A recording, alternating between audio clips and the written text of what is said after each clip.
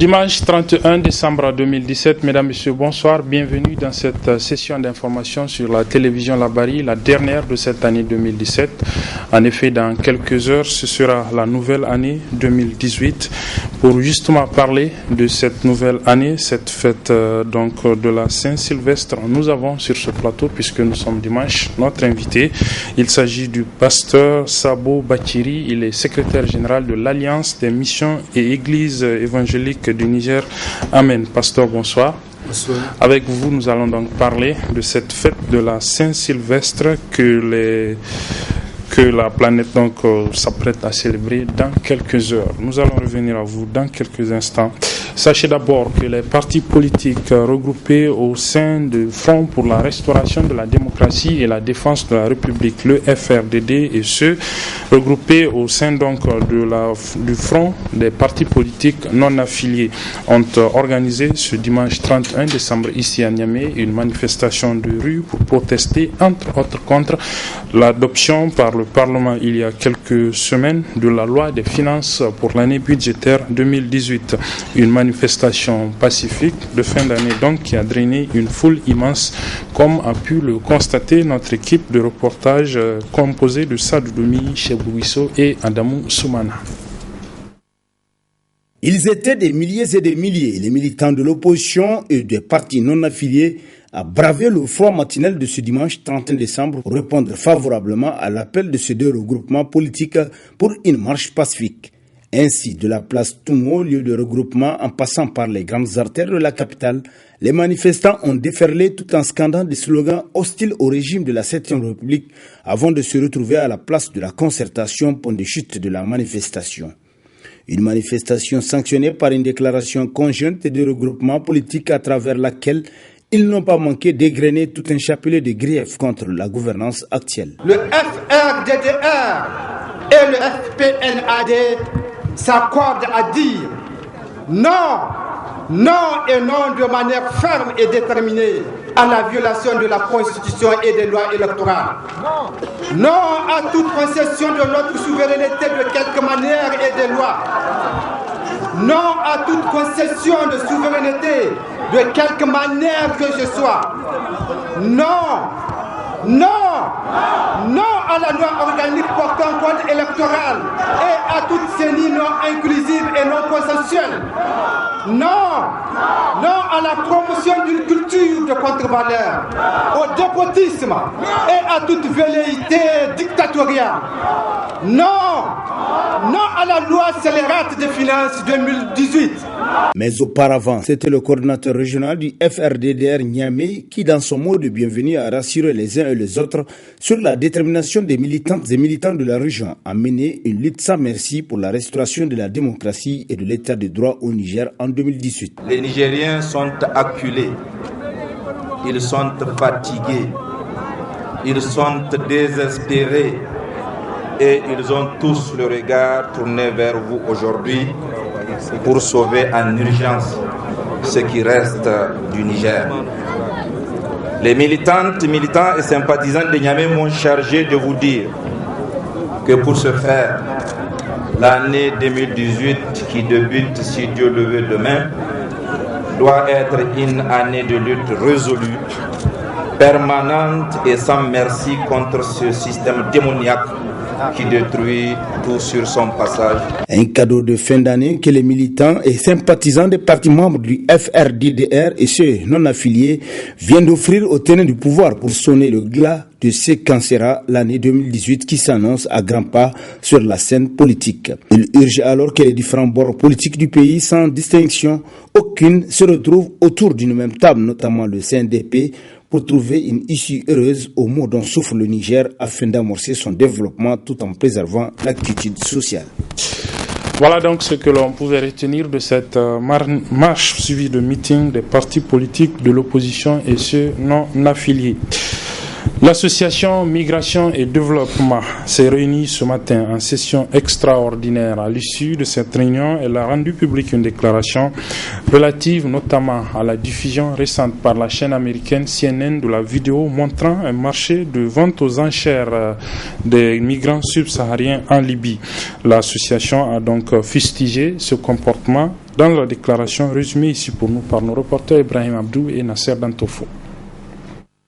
Créée le 15 avril 2017, l'association Migration Développement Asmanaï Naler a entre autres objectifs la promotion et la protection des migrants, l'éducation et la sensibilisation sur les enjeux de la migration, mais aussi et surtout amener la diaspora nigérienne à investir au pays. Pour cette sortie médiatique, l'association apporte son sien sur la question de l'esclavage en Libye. En dépit de sa jeunesse, AMD Asmanaï Naler est présente dans toutes les régions du Niger et dispose de représentations dans plusieurs pays comme la Libye, la Côte d'Ivoire, la France, la Hollande, etc. Les Ben Assamanaï, dont la majorité des membres de la diaspora vit en Libye, tient à apporter du sien dans les débats qui fait l'actualité aujourd'hui, à savoir la question de l'esclavage dans ces pays. AMD Asmanaï Naler, tout en se réjouissant de l'intérêt que suscitent ces sujets au sein de la communauté internationale, déplore par contre son instrumentalisation. Une instrumentalisation qui risque d'occulter les vraies préoccupations des migrants concernés par cette situation, lesquels migrants pour la plupart semblent accueillir avec une certaine hésitation, pour ne pas dire un rejet, de la réponse immédiate proposée, qui est celle du retour au bercail. C'est là pour dire que le retour a besoin d'un minimum de conditions et un programme d'accompagnement qui favoriseront la réinstallation et la réinsertion socio-économique des migrants. L'association apporte tout son soutien au gouvernement nigérien et aux forces de défense et de sécurité. Sur tout un autre plan, l'AMD Asmanaï Naler, qui fait de la question sécuritaire dans notre pays un de ses centres d'intérêt, ne saurait passer sous silence ces sujets. En effet, le Ben AMD constate non sans fierté que malgré sa position qui le place au centre des foyers de tension, le Niger garde le contrôle sur son espace. Ceci est le résultat des efforts de l'État, des autorités nigériennes, conjugués à un sens de patriotisme du peuple nigérien, déterminé à apporter un soutien sans faille aux forces de défense et de sécurité. Dans cette optique, l'association AMD Asmanaï Naler compte jouer sa partition en tant qu'association patriotique et assure les forces de défense et de sécurité qui ont déjà payé un lourd tribut de tout son soutien dans le cadre de leur combat pour la défense de la nation. En cette veille de l'année 2018, l'association Migration Développement Asmanaï Naler a profité de l'occasion pour présenter à l'ensemble du peuple nigérien ses meilleurs vœux de 2018. Du sport, avant notre invité, et c'est du taekwondo avec la tenue le week-end dernier, vendredi et samedi notamment, de la 20e édition du championnat national de taekwondo. C'était à Dosso. Cette édition a regroupé les athlètes taekwondoïens donc des 8 régions de notre pays. Le résumé avec nos reporters Khalid Bourema et Abdelrazak Hamidou. Le temps d'un week-end, Dosso, capitale du taekwondo. Innovation pour ce 20e championnat national de cette discipline qui, sans accompagnement des autorités compétentes en la matière, s'impose comme l'une des meilleures. En effet, c'est la première fois que le championnat national se tient en région et c'est la cité des Koy qui l'accueille. C'est un honneur pour Dosso d'avoir été retenu comme région hôte devant abriter la première édition du championnat national de taekwondo des régions. Dosso vient de relever un grand défi, avec la participation de toutes les autres régions du Niger dans toutes les activités prévues en marge de ce championnat. Au nom de la région de Dosso et à mon nom propre, féliciter publiquement les principaux artisans de cet événement majeur. En premier lieu, félicitons le bureau exécutif qui a accepté solennellement de faire confiance à la Ligue de Dosso pour cette épreuve test. Le présent championnat national consacre la 7e année que votre serviteur préside aux destinées du taekwondo nigérien avec l'aide de Dieu et d'équipes efficaces et volontaires. Nous avons la faiblesse de croire, j'allais dire d'affirmer, que le taekwondo a été hissé très haut, que le taekwondo a imposé le respect auprès des partenaires tant à l'intérieur qu'à l'extérieur, que le taekwondo a gagné le cœur de nos compatriotes grâce à la combinaison des efforts individuels et collectifs.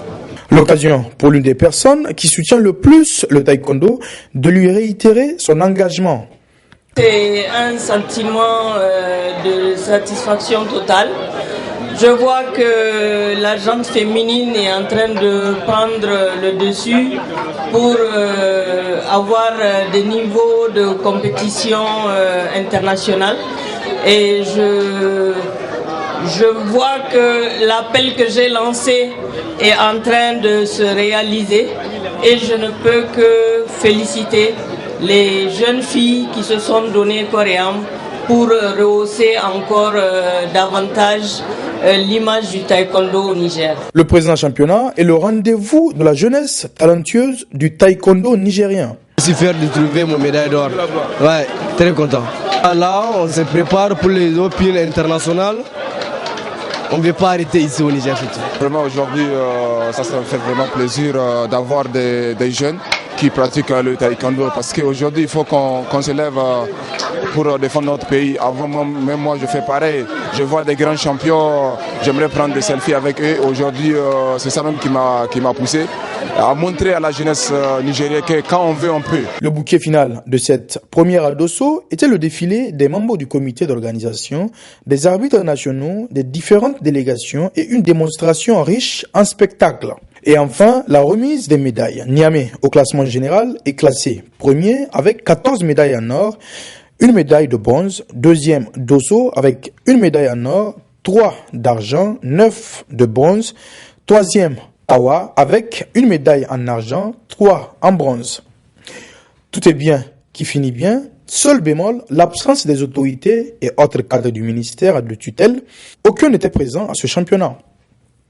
Rendez-vous est ainsi pris pour DIFA 2018 pour les 21e championnats nationaux de taekwondo.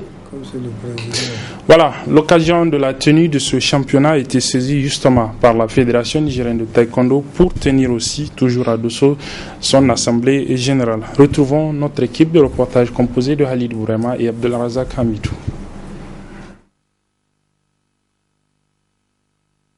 C'est par une assemblée générale, la deuxième du genre depuis octobre 2015, qu'a commencé ce 20e championnat national de taekwondo. Objectif de l'AG, faire le bilan moral et financier en présence de toutes les délégations qui ont fait le déplacement. Devant nos invités que nous allons effectivement décliner le bilan auquel nous sommes parvenus après une année d'exercice. Je pense que l'Assemblée générale est une instance statutaire qui nous permet de faire un bilan à mi-parcours. Et aujourd'hui, j'ai noté avec satisfaction que l'ensemble des délégués des 8 ligues régionales ont répondu présent.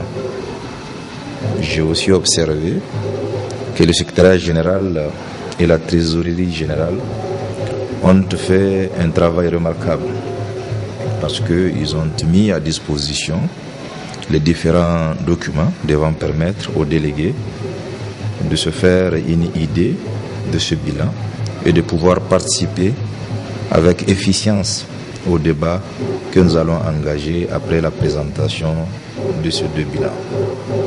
Donc en somme, nous sommes très satisfaits. C'est une habitude pour nous. Nous profitons chaque fois de l'organisation de nos championnats pour nous conformer à nos statuts en organisant effectivement ces assemblées générales. Les attentes sont que j'ai déjà compris parce que j'ai eu à échanger avec les principaux responsables des ligues régionales que nous puissions prendre en compte la dimension de l'implantation de notre discipline sur le territoire national. Parce que vous savez que depuis le sacre de Alphaga, les jeunes, les enfants affluent Donc il faudrait bien que nous préparions ces cadres-là pour les accueillir et pour leur administrer l'enseignement nécessaire par rapport au taekwondo. Une assemblée générale au cours de laquelle plusieurs thèmes ont été abordés, entre autres le futur de cette fédération classée 2e en Afrique et 8e au plan mondial. Voilà, nous en venons donc à notre invité de chaque dimanche. Il s'agit aujourd'hui du pasteur Sabo Bakiri. Je rappelle donc qu'il est le secrétaire général de l'Alliance des mouvements des églises évangéliques du Niger. Amen. Pasteur, à nouveau, bonsoir. Comme je le disais avec vous, nous allons parler ce soir de la fête de la Saint-Sylvestre. En effet, dans quelques heures, ce sera la nouvelle année. Et beaucoup estiment que cette fête de la Saint-Sylvestre est une fête chrétienne. Est-ce que c'est cela, pasteur? Merci beaucoup pour l'honneur que vous nous faites de nous inviter sur ce plateau. Et comme vous l'avez souligné, beaucoup pensent que la Saint-Sylvestre ou le Nouvel An, c'est une fête chrétienne. Et ils ont raison en partie, je le dirais seulement en partie. Et pourquoi je le dis en partie? Parce que le Nouvel An n'a pas commencé à être célébré avec l'ère chrétienne. En 46 déjà, avant Jésus-Christ, les Romains, sous Jules César, célébraient le 1er janvier comme l'avènement d'un an nouveau ou de la nouvelle année. Et en ce temps, c'était une période païenne. C'était comme Noël. Ils célébraient le soleil le 25 décembre. Mais la Bible nous dit que Jésus-Christ est le soleil de la justice et les chrétiens ont remplacé ce jour par la commémoration de la naissance de Jésus-Christ. La même chose avec le 1er janvier. Avant, ces païens romains qui sont devenus chrétiens, avant ils adoraient ce qu'ils appellent le dieu Janus. Le dieu Janus qui a deux visages, un tourné vers le futur, un tourné vers le passé. Eh bien, nous voyons véritablement que là, c'est une sorte d'insulte au Dieu véritable, à lui qui a dit je suis, j'étais et je serai. C'est le même, il ne change pas. Donc c'est lui qui a l'avenir, c'est lui qui a le présent, c'est lui qui a le passé. Donc quand l'Empire romain est devenu chrétien, ce 1er janvier a été accepté comme le jour où il faut célébrer la nouvelle année. Sous Charlemagne, ce roi chrétien, c'était le 25 décembre que cette nouvelle année était célébrée. Et ne voulait pas que ça soit le 1er janvier, mais en 1622, de façon définitive, le 1er janvier a été retenu pour simplifier les calendriers religieux, a été retenu pour devenir vraiment la fête de l'an. Ça, c'est l'aspect chrétien. Mais aujourd'hui, comme vous l'avez dit, aujourd'hui, nous voyons que la nouvelle année ne concerne pas seulement les chrétiens. Si 2018 est une nouvelle année qui doit venir, et les gens en 2017, bien qu'ils disent que c'est une année chrétienne 2017, ils ont été payés dans leur salaire selon ces mois-là. Personne n'a dit que non, comme c'est le mois de janvier, je ne veux pas de ces salaires, c'est de l'argent chrétien. Non. Je crois qu'il faut revenir aux fondamentaux, savoir qu'aujourd'hui dans le monde entier, quand une année nouvelle s'annonce, c'est tout le monde qui est content d'avoir, quel que soit ce que vous appelez 2017. Même si c'est une année satanique, elle vous a apporté quelque chose. Eh bien, c'est la même chose avec l'année 2018 qui vient. Nous avons accepté vraiment de travailler selon ce calendrier grégorien.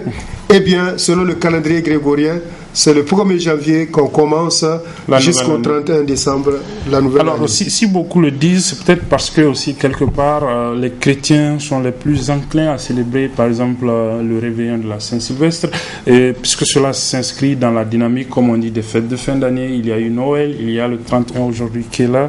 C'est peut-être ça aussi qui justifie ces dires. Pas tout à fait. Les chrétiens d'ailleurs préfèrent célébrer Noël. la nouvelle année, c'est pour tout le monde. Moi, je ne suis pas très enclin à célébrer la nouvelle année. Je préfère célébrer Noël parce que ça a plus de sens que moi. Mais, la Turquie, par exemple, la Turquie est un pays musulman, même s'il est laïque. Mais nous voyons que la Turquie, qui a accepté le calendrier grégorien, célèbre le Nouvel An avec beaucoup de fastes, mais avec des manifestations et des repas pris en famille. C'est ça le sens. C'est de dire merci à Dieu qui nous a donné 365 jours passés et maintenant il y a une nouvelle année qui vient. Disons merci à Dieu et recevons cette année. Si tu maudis cette année 2018, sois sûr que tu n'auras rien dedans. Et ça, je ne souhaite pas cela, que l'année 2018 ne rapporte rien pour toi. Tout de même, on remarque que pour l'occasion du réveillon de la Saint-Sylvestre, beaucoup d'églises sont animées. Oui, bien sûr. Beaucoup d'églises sont animées parce que le chrétien est reconnu pour quelqu'un qui est très reconnaissant. Pourquoi les églises s'animent? S'éveiller c'est pour dire merci à Dieu, essentiellement. Merci à Dieu de nous avoir permis de passer 2017 et d'être encore vivants. Beaucoup sont partis, beaucoup sont rappelés à Dieu. Mais c'est une grâce d'être vivant et de pouvoir faire quelque chose, et pour Dieu et pour soi-même pendant l'année qui s'annonce. Donc c'est vraiment pour la reconnaissance. Et il n'est pas normal que nous passions 365 jours d'affilée sans faire une pause festive.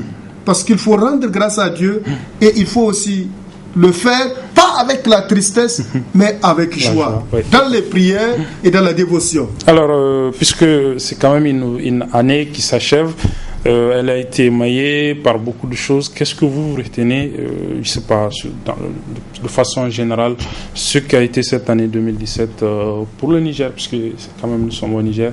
Qu'est-ce qui vous aura marqué pendant cette année 2017 qui s'achève? Ce qui m'a marqué durant l'année 2017, c'est la perte d'un ami, gendarme, qui est tombé sur le champ d'honneur à Ayoru. Et vraiment, j'étais triste. J'ai prêché à son enterrement avec cette question qui est toujours sur mon cœur. Comment les héros sont-ils tombés? Cette question doit être résolue pour que véritablement il n'y ait plus de choses de ce genre. C'est vrai, les gens meurent tous les jours. Mais nous avons besoin d'encourager nos forces de défense et de sécurité qui payent un lourd tribut à la sécurisation du territoire du Niger. Donc, son départ dans la patrie céleste m'a beaucoup marqué, mais ce qui me réjouit, c'est que c'est quelqu'un qui a accepté Jésus dans sa vie, c'est quelqu'un vraiment qui reflète l'image de Christ. Il a vécu vraiment en tant que chrétien. Et ça, c'est un puissant témoignage qui me console, qui me fortifie. Je sais que je le retrouverai dans la présence du Seigneur, selon ce que Jésus avait promis. Donc si on généralise, ça c'est la situation sécuritaire qui vous aura marqué au cours de cette année au Niger. La situation sécuritaire, mais surtout sa mort à lui, bien sûr, parce que c'est un ami très proche. Et l'année 2017, comme vous l'avez souligné, a été vraiment très difficile pour le Niger. Et elle continue à l'être, parce que il y a encore... la situation est toujours là. Le terrorisme, l'insécurité. Et je dis chapeau à nos forces de défense et de sécurité qui se sacrifient tous les jours pour que nous puissions dormir. Ça, c'est extraordinaire. Des gens qui ne dorment pas, qui exposent leur vie pour que nous puissions dormir. Ils sont dignes, ces bien-aimés, d'un double honneur. Merci, Vraiment. Pasteur Sabo Bachiri. Je rappelle donc que vous êtes le secrétaire général de l'Alliance des mouvements des églises, des missions églises évangéliques du Niger. Amen. Merci donc. Avec vous, nous sommes revenus un peu sur les origines de cette fête de la Saint-Sylvestre, aujourd'hui 31 décembre, comme c'est C'est le dernier jour de l'année 2017. Beaucoup pensent que c'est quand même une fête chrétienne, la fête de la Saint-Sylvestre, à travers les différentes activités de réjouissance, les réveillons notamment de la fin d'année. Merci donc encore une fois, pasteur, d'être venu répondre à ces quelques questions. Merci beaucoup et je profite de votre micro pour souhaiter une bonne année à tout le peuple du Niger. Je ne dis pas aux chrétiens, à chaque Nigérien. Et que la bénédiction de l'année 2018 soit sur le Niger, qu'elle soit sur nos autorités, que Dieu leur donne la sagesse et la capacité vraiment de gérer notre pays et de le conduire vers des lendemains meilleurs. Merci, pasteur. Amen. Merci. Donc, nous allons également profiter pour souhaiter bonne et heureuse année à l'ensemble de nos auditeurs et de nos téléspectateurs du groupe de presse Labari à l'occasion de cette nouvelle année 2018 qui va donc s'annoncer dans quelques heures.